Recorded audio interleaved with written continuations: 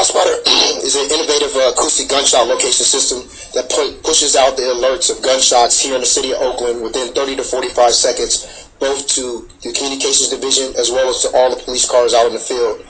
Currently, we're covering 49% of the city. We're looking to cover an additional 20% of the city.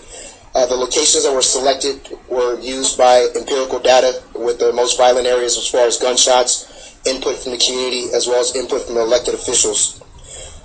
Right now, this cutting-edge technology is only one of many tools that we're using to address violent crime. Under the current leadership of Chief Jordan, Assistant Chief Toribio, as well as the ShotSpotter team, we're trying to move this system into a program. And what I mean by that is it's our belief that if we can track it, we can predict it. And if we can predict it, then we can prevent it. I appreciate the effort to try to determine which areas have the most shootings. I can see some strategy there.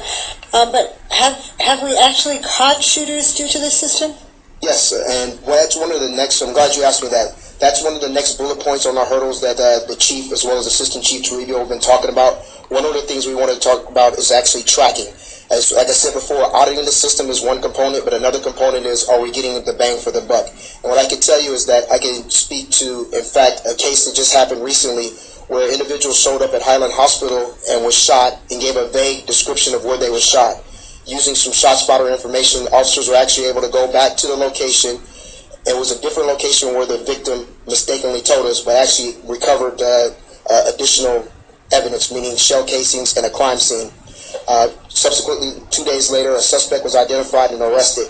I can't say specifically for that case that ShotSpotter actually led to this guy's arrest, but what I can tell you is that ShotSpotter led to the identification of a scene and is going to assist greatly in the prosecution of this person who took someone's life here in the city. Thank you. That's it. And more than just that one case, you see other cases as well? Yes, absolutely. And more importantly, what it does also is it gives a direct location within 20 meters of where the gunshots are actually taking place. So what ends up happening is, well, normally, typically across the country, a gunshot would happen, calling 911, there could be anywhere from a 3-minute to an 11-minute lag before it's actually dispatched to police officers.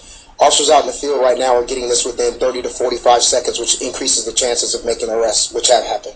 And you can also better identify the crime scene and get more evidence that way. Okay, yes, thank you. But have we actually caught shooters due to this system? Yes, and I can't say specifically for that case that ShotSpotter actually led to this guy's arrest.